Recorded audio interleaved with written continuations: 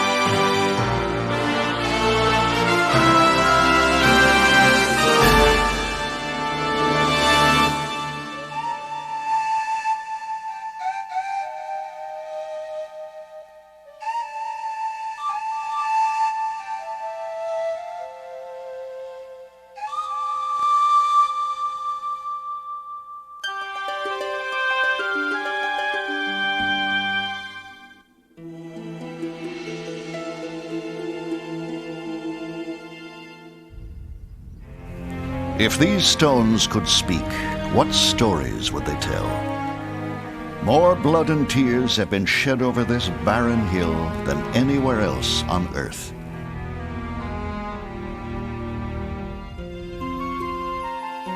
Yet to many, this is the holiest place in the world, Jerusalem's famed Temple Mount. 3 great religions took root here. Today it is crowned by a shrine built more than 13 centuries ago, when Islam first came to the Holy Land. But long before that, another building stood in its place. A Hebrew temple erected at the dawn of the Christian era. Built by Herod the Great, the temple dominated the city. It was a sprawling complex, more spectacular than anything that existed anywhere else in its day. It was the temple known to John the Baptist, and it was where Jesus himself once prayed. Great mystery enveloped it. Though a house of prayer, it was unlike a modern synagogue or church. Except for priests, no one entered the building. It was rich in symbols, many of them difficult to explain. Yet every aspect of the temple, every ritual practiced within it, had meaning. Scholars now believe that the temple was a physical expression of something profoundly spiritual, rooted in the mystical interpretation of the Bible, the Hebrew Torah. The Torah, the Bible, the 5 books of Moses, is referred to as a blueprint to the actual world. God looked into the Torah as a blueprint and then constructed his world. So if we actually look carefully at the world around us, we should be able to find God manifest, God realized, God's purpose being explained. The temple itself, or the Temple Mount, is at the center of that purpose. Many temple rituals seem to have bordered on the occult.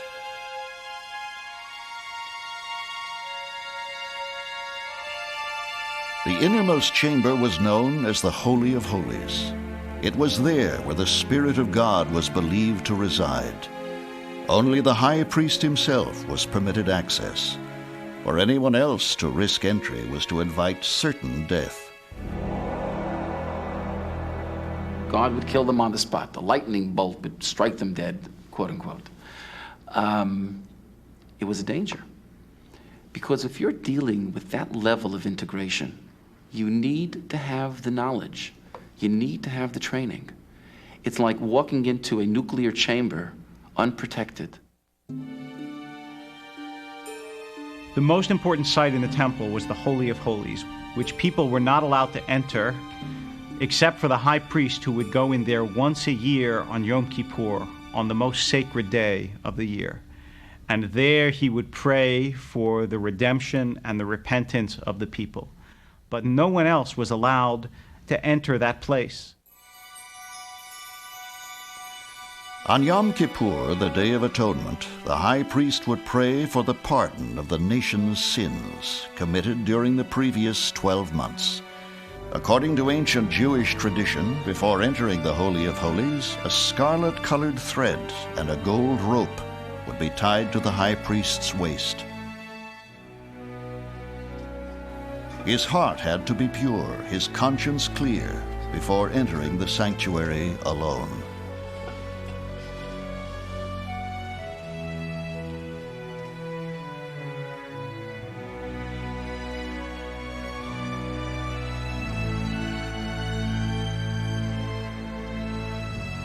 Holding burning incense, he would utter the mystical name of God, a name once revealed to Moses and secretly passed on only to the priesthood. There is one name that's spoken about. No one knows the name, but it's made up of 72 letters, and it is the name of God. And supposedly, if a person knew these 72 letters and could verbalize them, he would command a tremendous amount of power. And that's because God's power, as we know of it, is manifest through words. We all know the power of words. You can kill somebody with your words. And God created his world through words. He spoke, and the world came into being. So his name is very powerful. Hours would pass as crowds outside anxiously awaited news of the outcome of the high priest's prayers. Had they been forgiven their transgressions? Or did God withhold his pardon? Would they receive a sign? We're told that in the temple was a scarlet rope made from wool. And if the high priest was successful, and the other parts of the service had been successful, that red piece of scarlet wool would turn white. And it was a clear indication that God had forgiven them and that they were now with a clean slate, able to go on into the new year.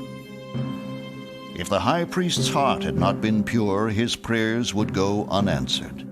The thread would remain its original color, and he would have forfeited his life. The gold rope would now be the only means to retrieve his body from the Holy of Holies.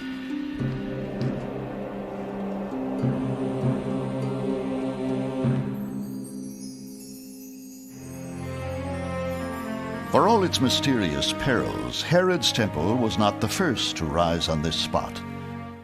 This was its third incarnation, a later development of a much earlier structure, a temple embracing even stranger rituals. It was built by King Solomon 1,000 years earlier. Other than a few tiny artifacts, no major archaeological remains have ever been found of Solomon's temple. Yet the Bible leaves us a graphic description of its design. And the house which King Solomon built for the Lord, the length thereof was 60 cubits, and the breadth thereof 20 cubits, and the height thereof 30 cubits. 1 Kings 6:2. The temple was divided into 3 chambers. The first was a short porch. The second, a main hall 66 feet deep. And finally, there was the secret Holy of Holies, a dark, windowless room exactly 33 feet square. These proportions are believed to have been based on a mystical interpretation of the dimension of the heavens. The building was filled with symbols, many impossible to interpret, yet each had deep significance. The Holy of Holies was the focal point of the entire complex. Built of stone quarried from nearby hills, the walls were paneled with cedar wood, overlaid in gold. But what was it that made the room so dangerous? The Bible tells us it was because of what it contained, the very reason for the temple's existence. A strange wooden box plated in gold, surmounted by a pair of golden cherubs.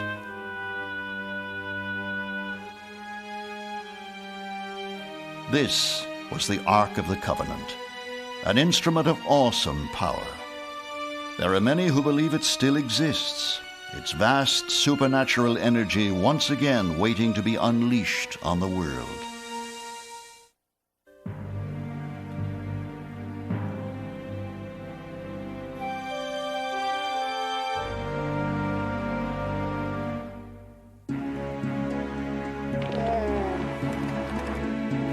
The story of the Ark of the Covenant begins during the exodus of the Israelites from Egypt. It will one day find sanctuary within a temple that will be built for it in Jerusalem. But it will undergo a lengthy and circuitous journey before it reaches its final destination.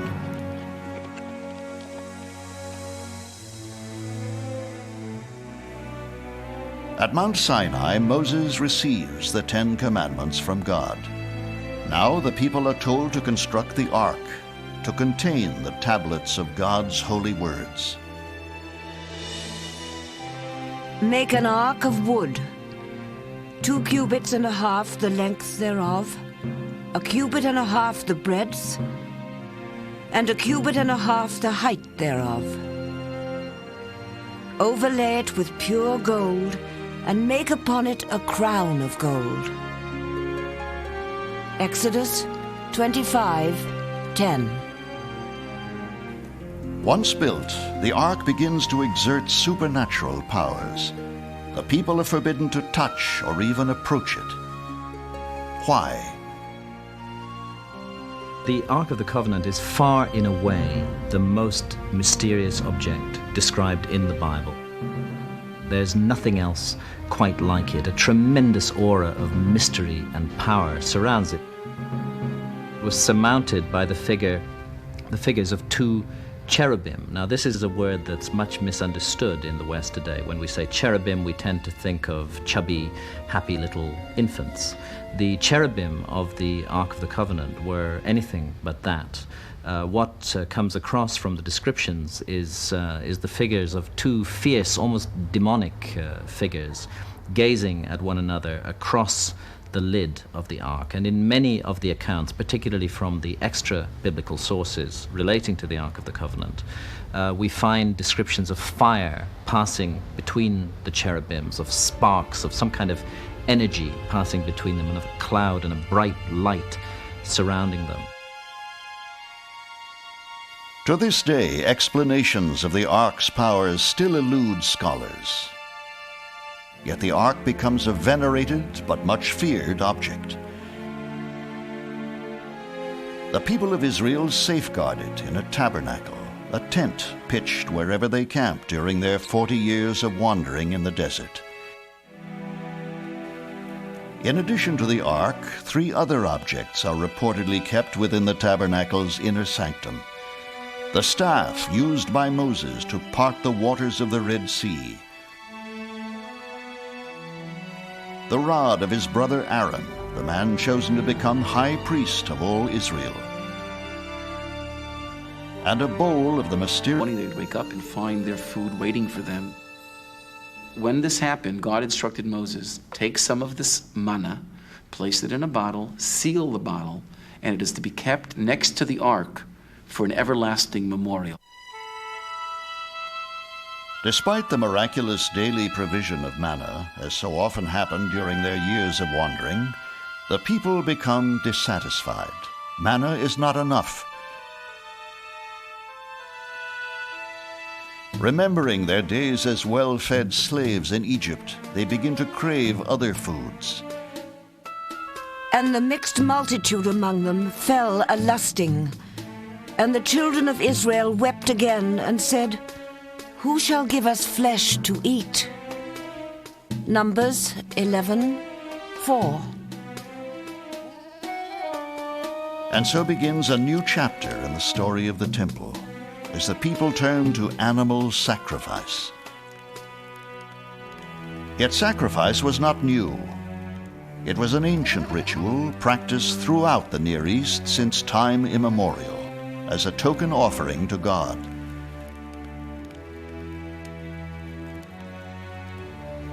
But now the act of dedicating an animal to a deity takes on a double purpose. The carcass now also becomes food. Today, we tend to have a very negative view of the idea of sacrifice. It seems to us barbaric. Of course, the truth is most of these sacrifices were eaten by the priests and Levites. Today, we also slaughter and eat animals. The only difference is that we don't have the same sense of sacredness that our ancestors did. When you sacrificed an animal at the temple, you knew this was an awesome undertaking. You were sacrificing a life to God, and you recognized the spiritual character of that act. Today, it's wrapped in cellophane, and you buy it at the checkout counter. Animal sacrifice becomes a regular feature of daily worship. But throughout its practice, it is a troubling ritual, often criticized by the great prophets of the Bible. To what purpose is the multitude of your sacrifices unto me, saith the Lord? I am full of the burnt offerings of rams and the fat of beasts, and I delight not in the blood of bullocks or lambs or he-goats. Isaiah 1:11. Does sacrifice appease God, or does it antagonize him? There are those who believe that once humanity has reached spiritual fulfillment, animal sacrifice will no longer be necessary. If you turn to the first chapter of Isaiah, you can read it very clearly. Isaiah says, "I don't want all of your sacrifices." There is a tradition that when the world is redeemed, the only sacrifice that will remain is the thanksgiving, the Todah, which significantly was made of bread, not of animals. And so the menu will change. It will be perhaps a restoration of that primeval vegetarianism that we read about in the book of Genesis. And it's understandable that the eating of the consumption of other living creatures is a different business from eating what grows. But animal sacrifice will continue to play a major role in the religious tradition of Judaism. Later, it will find its greatest expression in the temple in Jerusalem. There is an enormous long procedure of morning sacrifices and afternoon sacrifices and different kinds and peace offerings and meal offerings and guilt offerings and sin offerings and public offerings and private offerings. This is a long, long story. Another ritual that begins in the desert is the use of the so-called ephod. This is a strange square-shaped breastplate worn by the high priest. Made of solid gold, it is encrusted with 12 semi-precious stones, each one inscribed with a Hebrew letter. It is believed to have been a mysterious and powerful device capable of foretelling the future. Part of the power of it was that sewn into the vest or the apron upon which the breastplate was placed was the name of God. Now that's something no one ever saw, but it was there. And somehow this mystically powered that if a question was posed by the high priest, as per the instructions of the high court, as per the request of the king, that something should be found out, should we go to war, should we do the following, then the letters inscribed on the 12 stones, different letters would light up. And it was up to the high priest to interpret or put those letters together.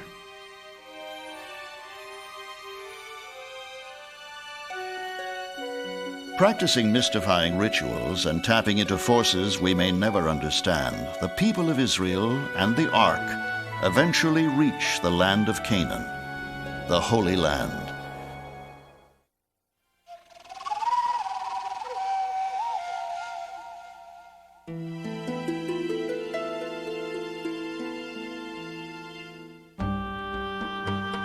It is 1140 before the Common Era.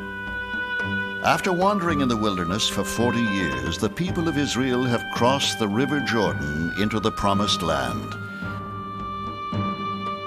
Because of its lethal powers, priests take the Ark of the Covenant to a settlement called Shiloh, where it will remain for almost 2 centuries. It is then that Israel's second king, David, decides to move it to his new capital city.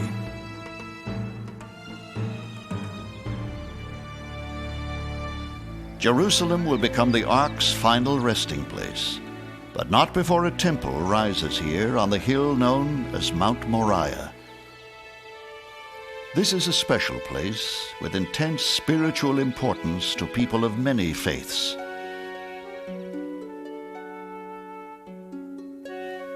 It is said to be the mount where Abraham came to sacrifice his son Isaac. It is believed to be the place where Jacob dreamt his dream of a ladder rising to God's kingdom. And in Islamic tradition, this is where Muhammad ascended to heaven.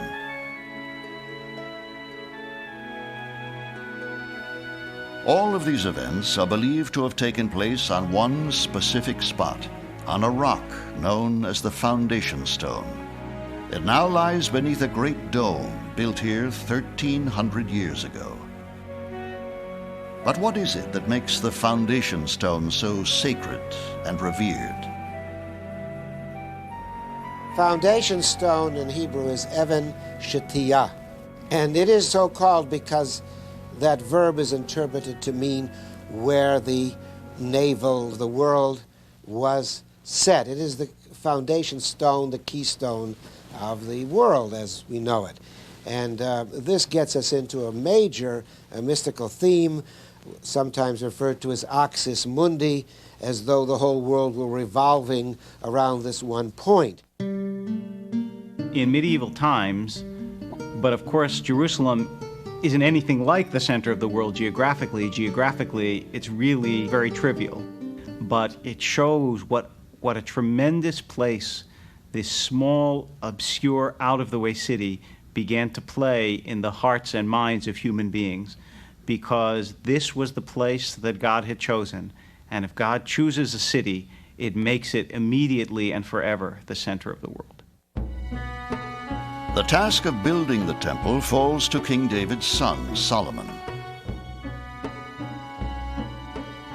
Behold, my purpose is to build a house in the name of the Lord, my God.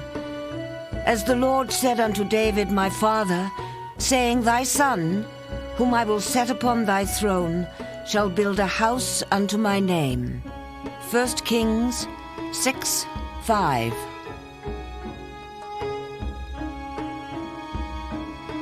But the task of building God's new house is a difficult one.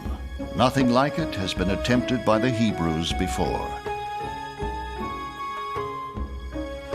However, Solomon has established trading links with the wealthy Phoenician kingdom to the north, a nation well-versed in construction techniques. Their ruler, King Hiram, is on personal terms with Solomon. He offers to help Solomon with the project. It is 967 BCE. It will require 7 years to construct the temple, but it will become one of the wonders of the ancient world. 10,000 of Hiram's men labor to cut timber for it in the forests of Lebanon. While in Jerusalem, 80,000 laborers toil as stonemasons and craftsmen. The temple becomes the focal point of the city. But because of the lethal powers of the ark, not even Solomon himself is permitted into the sanctuary.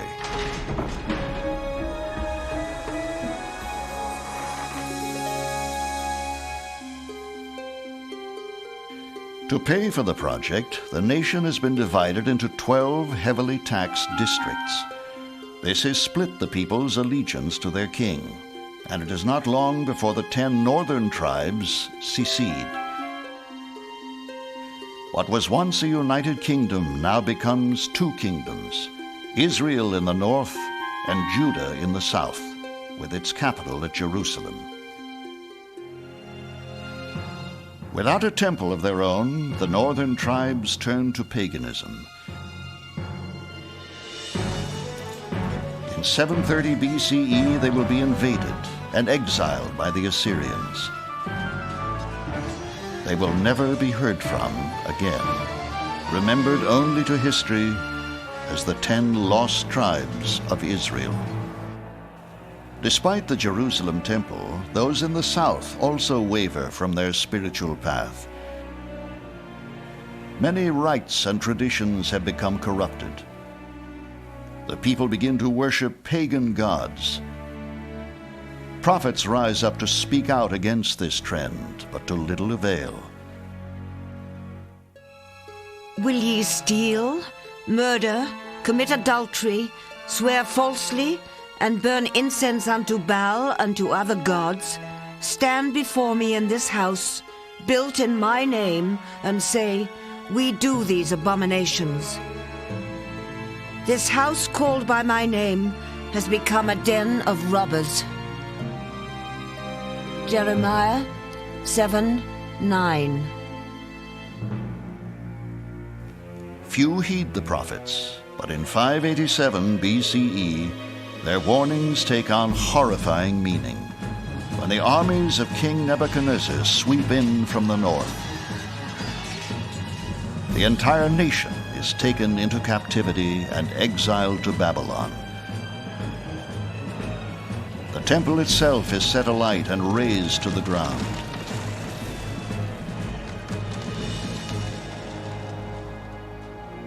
In the ensuing chaos, the Ark of the Covenant mysteriously disappears. The date is the 9th day of the Hebrew month of Av.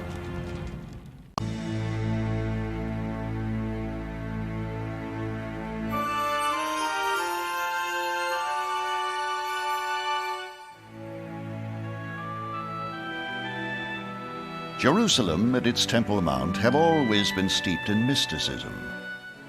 When the temple stood here, it was even the scene of a miracle still recognized today. For the past 22 centuries, Jews throughout the world have celebrated a holiday known as Hanukkah, the Festival of Light.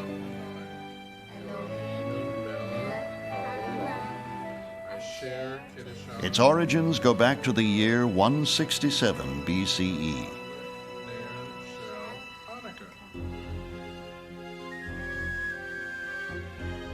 Following their return from Babylonian exile, the people have rebuilt their temple. But now the Holy Land is under the domination of Syria. An edict forces the Jews to erect idols to honor pagan gods. The Syrian army occupies the temple to enforce the laws.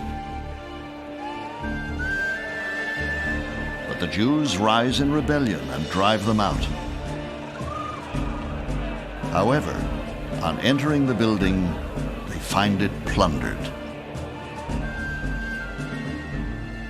Upon entering this defiled building, they found not a single container of pure oil to light the famed menorah, the famed candelabra. And they found just one unbroken, sealed container. They had enough for just one day because it was bottled per day. And it was the high priest who had to do that service, who had to actually light the candelabra, symbolic of God's wisdom in the world. And they lit it, and 1 day's oil burned for 8 days. And this was seen as such a small but significant miracle of God's love for his people. The miracle of the lamp that burned for 8 days redeems the temple. But for centuries, something fundamental has been missing from the building. The Ark of the Covenant has long since disappeared. Scholars relentlessly debate the mystery of its fate. The Old Testament contains detailed accounts of the treasures that were looted from the temple by the Babylonians, that were carried off to Babylon, and that in due course were returned to Israel at the time of the building of the Second Temple some 50 years later. The Ark of the Covenant is not mentioned at all in any of these detailed accounts. One would suppose that if the single most precious and important and sacred object in the Judaic world had been taken or destroyed by the Babylonians, it would at least be mentioned in some way. There would be some reference to it, but instead there's a deafening silence. The disappearance of the Ark is one of the Bible's most compelling mysteries, instigating a search that continues to this day. Over the centuries, the Holy Land would be occupied by many foreign powers. But none would be as formidable as that which comes at the dawn of the Christian era. Now the country has become a province of the Roman Empire. Herod the Great now sits on the Jewish throne. He is an unpopular king, a Roman sympathizer, and a man whose Hebrew origins are questioned by many of his subjects. Herod nevertheless wants to impress his people and leave his mark on history. He embarks on an ambitious building program that will transform the face of the Holy Land. Of all his projects, none is greater than the one he has in mind for Jerusalem. Here he plans to replace the aging temple with a vast new structure, the likes of which have never been seen before. The new temple will be built on the site of the existing one. Work begins in 24 BCE. It will take 46 years to complete. 10,000 workmen are assembled for the task. But how will construction be carried out on the Holy of Holies? Only priests may enter its vicinity.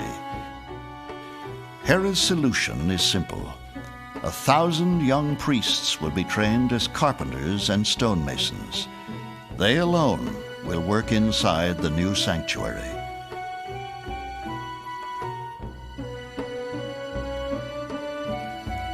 To accommodate the building, a vast stone platform is laid out on the Temple Mount, doubling the area. Like Solomon's temple, it contains 3 inner chambers, including the Holy of Holies, now but an empty room since the disappearance of the Ark centuries before.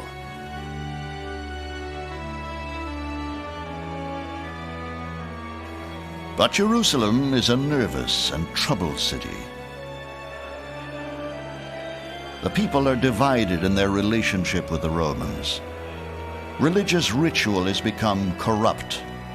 Sacrifices are offered not only to the Hebrew God, but to the entire pantheon of Roman deities.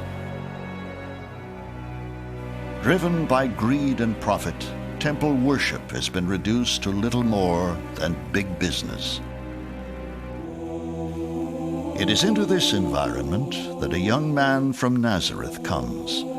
Appalled at the weakened moral fiber of the people, the one known as Jesus addresses the multitudes gathered at the temple. Jesus went into the temple of God and cast out all of them that sold and bought in the temple, and overthrew the tables of the money changers, and the seats of them that sold doves. He said unto them, This house shall be called the house of prayer, but ye have made it a den of thieves. Matthew 21:12. Religious decay and political disunity have split the fabric of Jewish society. But the people eventually rise up and revolt against their Roman oppressors. It is the year 66 of the Common Era. The Romans are brutal in their retaliation against the Jews. Once again, blood flows violently. Then the inconceivable happens. Centurions attack the temple itself.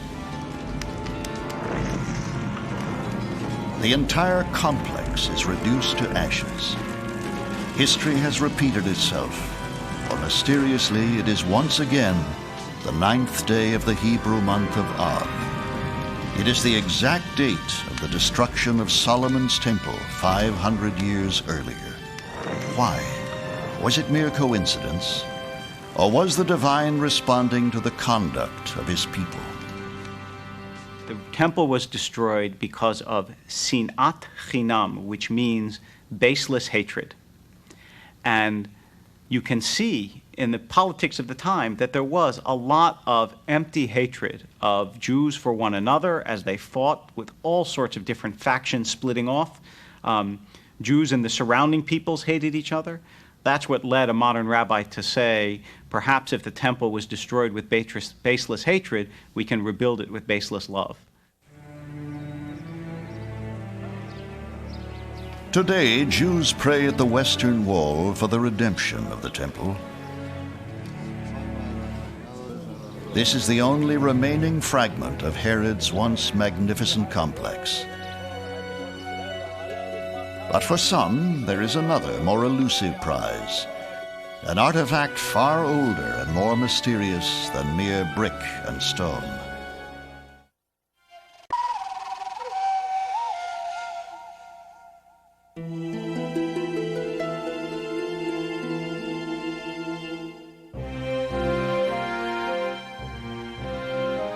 The temple in Jerusalem was originally built for one specific purpose: to safeguard the Holy Ark of the Covenant. Yet after the Babylonian attack in 586 BCE, the Ark mysteriously vanishes, never to be heard from again. Throughout the centuries, there have been many quests to find it. Modern-day archaeologists continue the search. Yet, where to look? The text doesn't say what happened to the Ark. And when the text is silent, the imagination runs riot. And all through history, from that point on, people have wanted to know what became of the Ark of the Covenant. And this remains one of the great mysteries of the Bible. Of all the theories proposed over the years, few are as compelling as that which concerns an Israelite king by the name of Manasseh. On the throne in Jerusalem before the Babylonian invasion, Manasseh is an evil influence unto his people. He even introduces idol worship to the temple. Manasseh seduced them to do more evil than all the nations whom the Lord destroyed. And the Lord said, Manasseh, king of Judah, thou hast done abominations and made Judah sin with idols. 2 Kings 21:9. As though in response to God's rebuke of the Israelites, the Babylonians invade. The Ark mysteriously disappears. Or does it? The most popular new theory of its possible whereabouts is that of historian-explorer Graham Hancock. Around 650 BC, during the reign of Manasseh, something completely unprecedented happened.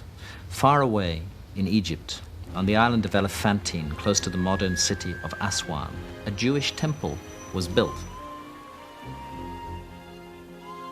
There are unmistakable, unambiguous, clear-cut restrictions on where you build a temple. There's only supposed to be one temple. That's the temple in Jerusalem, and its raison d'etre is as the house of rest for the Ark of the Covenant of the Lord. Suddenly, at exactly the time that the Ark most reasonably and realistically can be seen to have disappeared from the Temple of Solomon, we find another temple being built in Egypt. The ruins of the Hebrew temple on the island of Elephantine in the Nile are frustratingly silent today. Yet their very silence seems to conceal a secret. Could this place have been built by priests escaping the corruption of King Manasseh? And if so, could they have brought the Ark of the Covenant here? I think that temple on Elephantine was built for the same reason that the Temple of Solomon was built. It was built as a house of rest for the Ark of the Covenant. And the evidence suggests that a cult of the Ark of the Covenant was pursued on Elephantine for another 200 years or so after that period. Then, in 410 BC, the Jewish temple on the island of Elephantine was destroyed. But what happened to the Ark? Hancock believes he has traced its roots after its removal from Elephantine Island. According to his research, it was taken down the Nile to an island on Lake Tarna, where it was hidden for many centuries. Finally, he is convinced that it was secretly carried to the city of Axum in modern-day Ethiopia, where it may now rest under tight security in this church sanctuary. Could this be the final resting place of the most coveted and sought-after artifact from the ancient world? As in the days of the Jerusalem temple, only one man is allowed into the sanctuary. Today he is the one who bears the title of Guardian of the Ark. To all others, entry is forbidden.